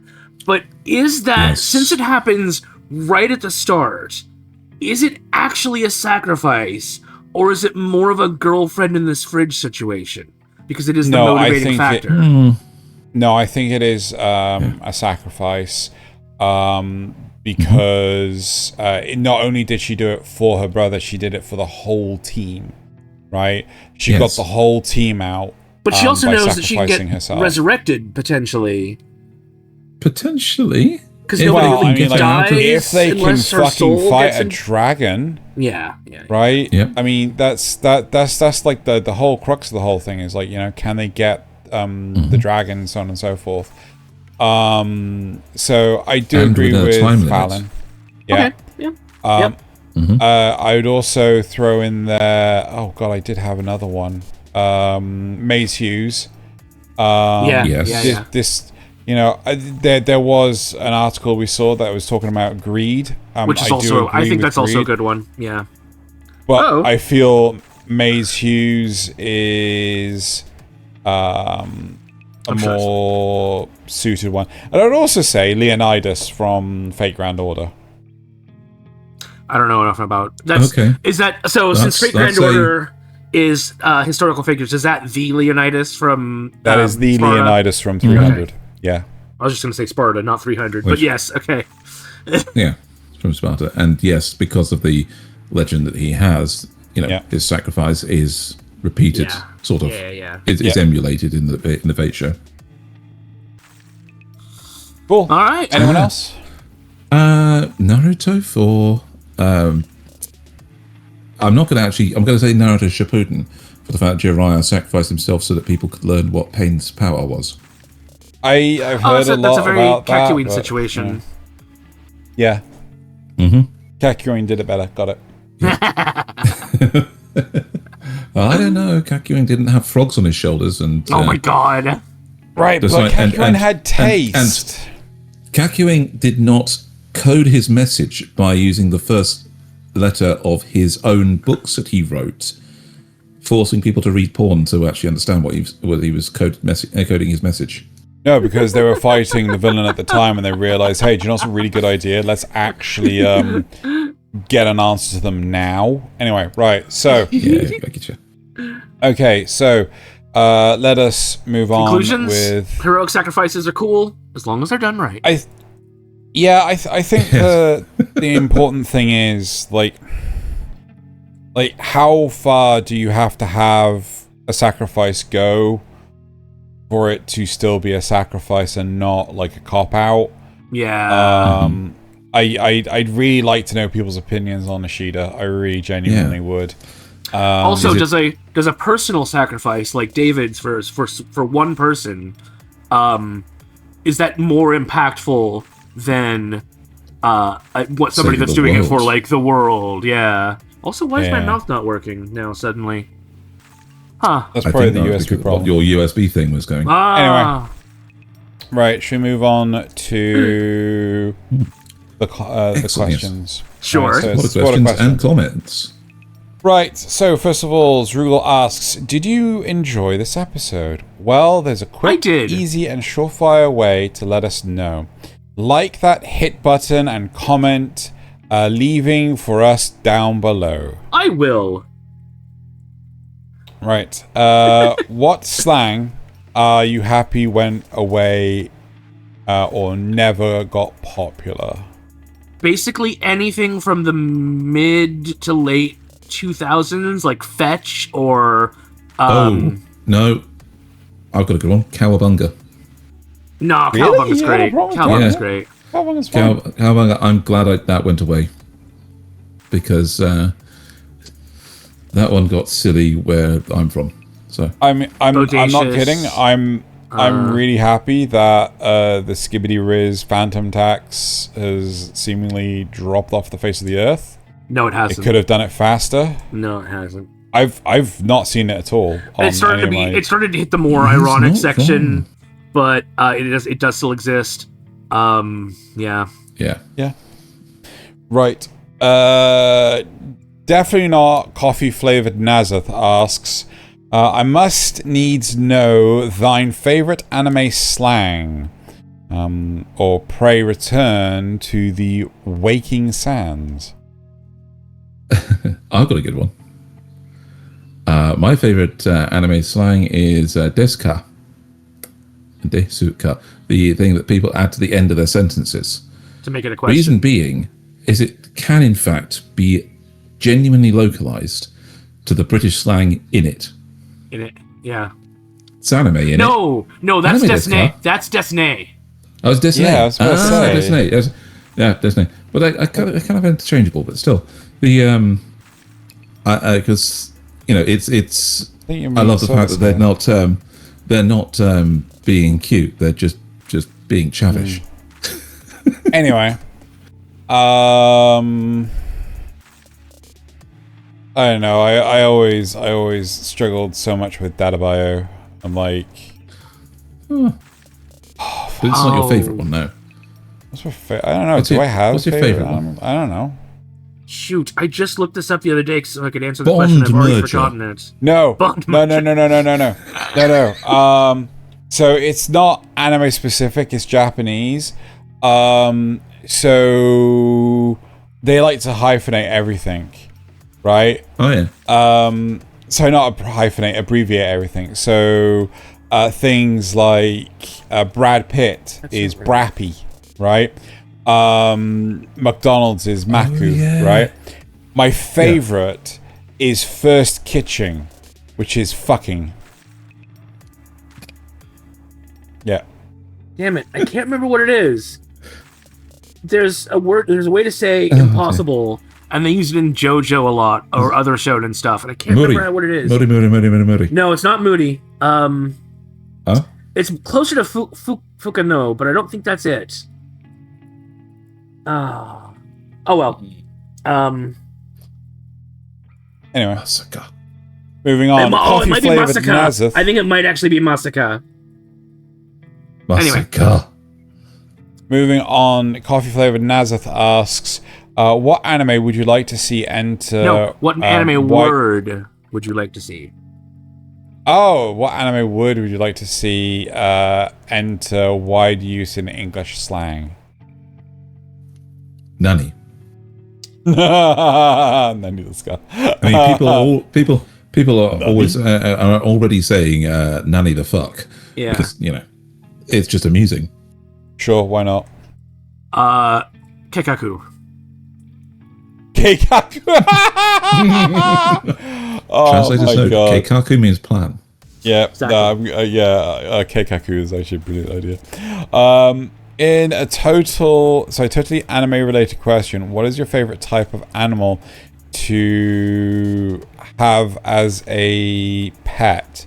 By the way, the answer to this is clearly sharks with freaking laser beams on their heads. What the hell? It's from Austin Powers. It's what Dr. Evil had. Fair. Sharks with freaking Are laser you telling beams. me that I can't get freaking sharks with freaking laser beams attached to their freaking heads?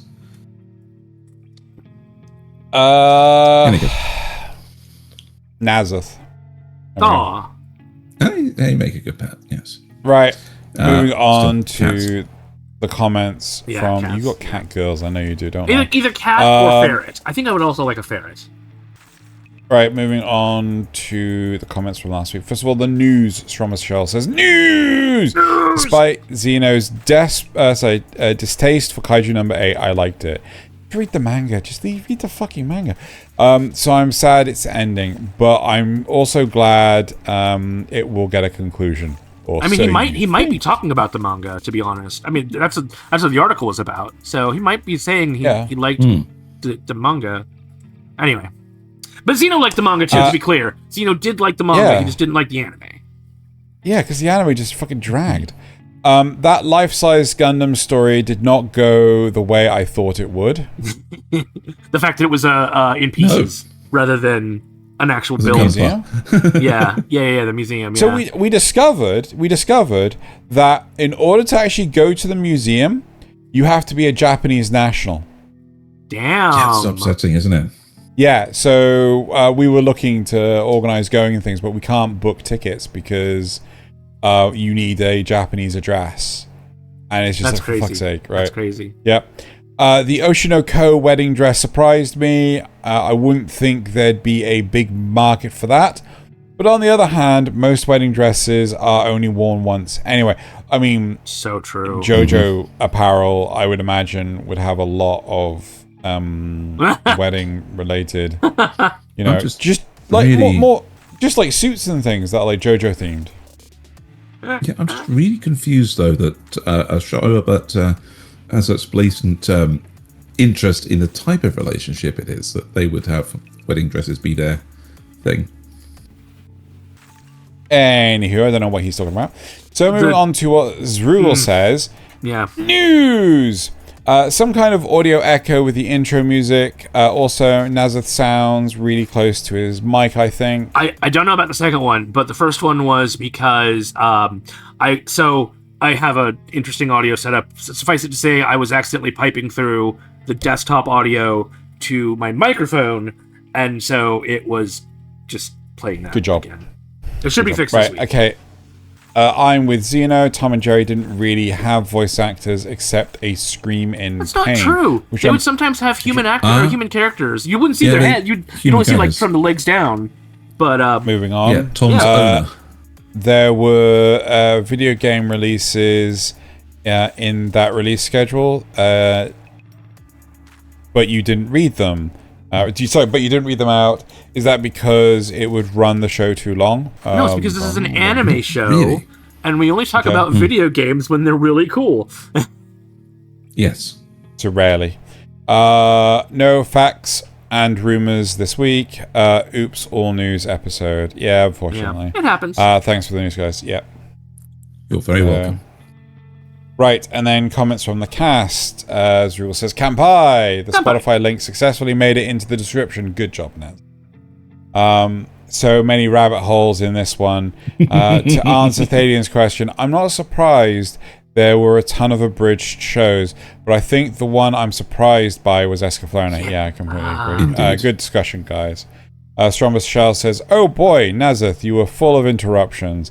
And you guys argued a bit. Tisk tisk. No gold star this week. I'm joking. Of course, you can argue if you want to. It's your show. Yeah, no, we really shouldn't. We should avoid that. We get a silver sticker that's just a circle. Oh my god. Yep, it's actually... I didn't know... Cthulhu drawing it on Xeno's armor. Right, I didn't know there were many abridged... there were so many abridged shows. So many people think they can just hop in and out and put out work like Team 4-Star. Oh well, gotta start somewhere.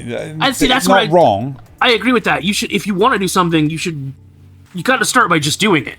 I mean, you can plan all you want, but until you actually do it, planning is important. Yep. But anyway. I'm watching the censored version of Behaneko. Thaylien was right about all of it. I wish there was an abridged version of that. I don't know about that. Right. Oh, dear. Now it's time for the best part of the show, the memes. The bloody memes.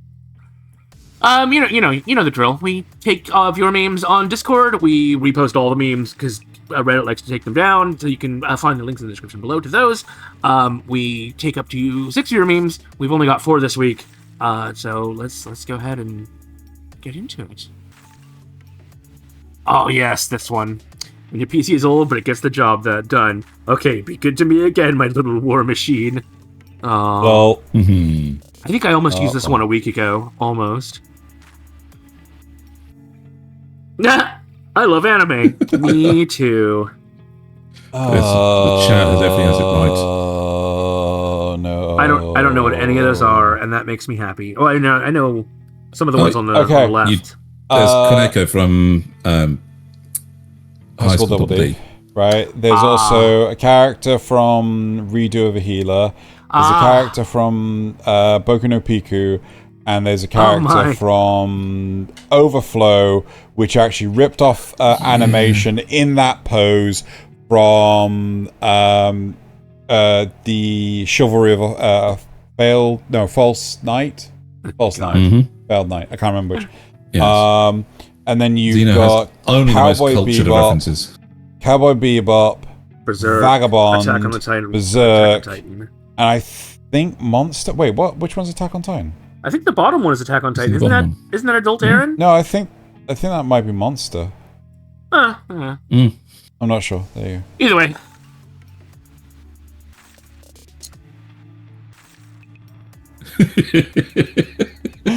Oh my god. She may be useless, but have you heard about them? Yeah. Yes, unfortunately. They are pretty useless. Yeah. I don't know which one's the most useless. And the last Euro meme, which seems to be made by Thaylien. Malleus, The Malleus, Incus, eardrum, Stapes, the Thaylien in your eardrum that gaslights you into thinking Bleach was good. It's true. Oh my it's god, true. not wrong. It's true. Not wrong. I do kind of want to watch Bleach. No, you anyway, don't. On to my memes. So this is somebody's teacher who used Gundam G-Quux memes to describe how difficult it is. Like, the moment you add something else to the denominator on an integral, it becomes much harder. So, I can't remember how to do integrals. First one, so long ago. Yay! Second one, Yeah. Well. Yeah. Mm-hmm. This is what. Oh, sorry. This is this is what she's showing Mineta. What the fuck, even? What the fuck? I believe there's a part deserves to see that in My Hero Academia where she kind of tortures Mineta for probably being Mineta.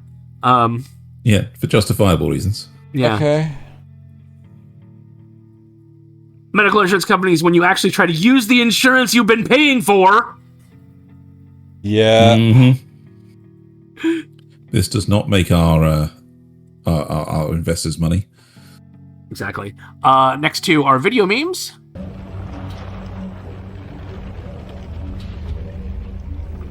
New product placement using AI. So apparently places like Netflix are talking about using AI to make more targeted ads that blend in with the show. And so oh, that's oh my so stupid. God, that's amazing. We probably can't watch all of this, but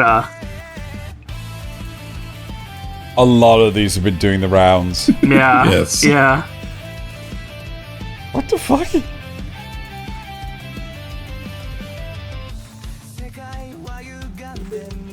Anyway, you get the point. Yeah. And of course, I haven't had one of these in a while.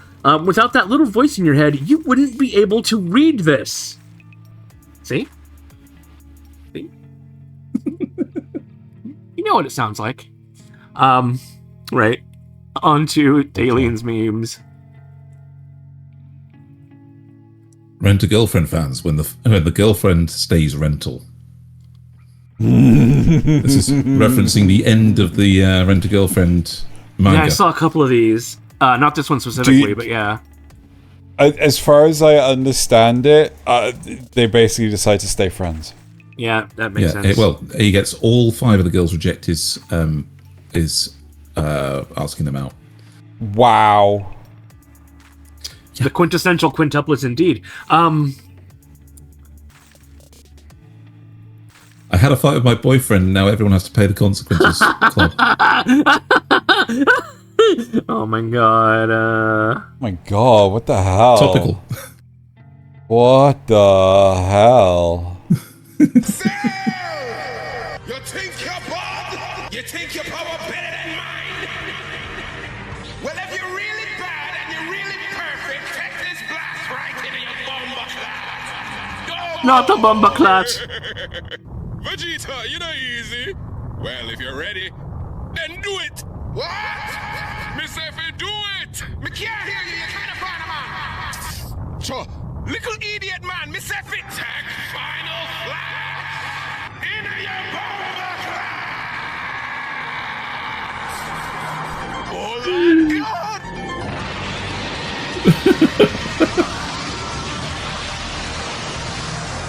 I can't remember where that slang is from. Yeah. Localization might have gone a bit far. I know it's used in Africa, but I can't even remember which country off the top of my head. But I think it's also used in the Caribbean, which makes a lot of sense because the Caribbean has a lot of African influence. Right. Onward. That's pretty funny though. Pikmin are not real creatures. They're middies from a video game. You were saying. I love Pikmin. I would never dream about living in a world without light. Yes, that would be dark. But Oh. And Thaylien's final one is a video meme as well. ChatGPT, my 75 kilogram guinea pig died. How do I get rid of its body?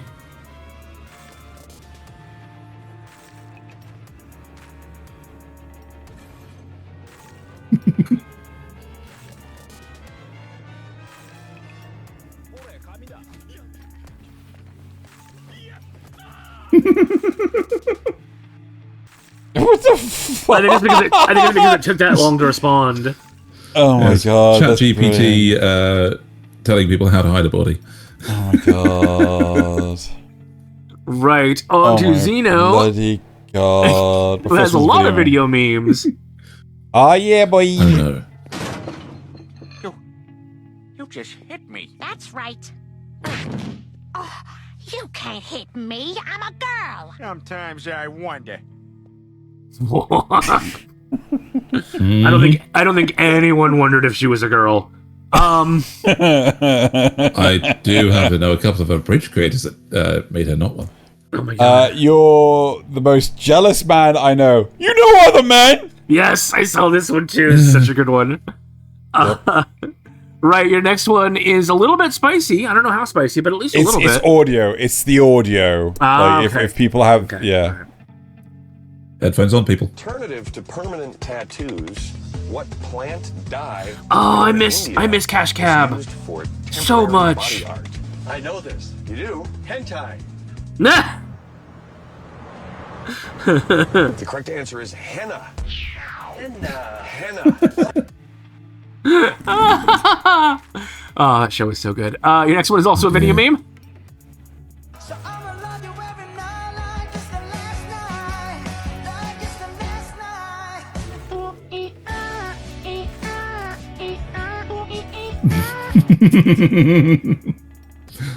Is that Lloyd? You get that one, She thought that he was... What? So that She thought basically he was protecting her head from the edge of the table. So she didn't smack her head when she came back up. Right? Okay, But it seems like I get he's it now. bracing Arm wrestling himself. Anya. Right, Yeah. I see. Dear. Another image. Mwah. Somebody take this twisted child out. Oh dear. Sorry, Grandma. And then my You've last one. been child zoned. His last one, also a video meme. Right. You're right. I think it was red.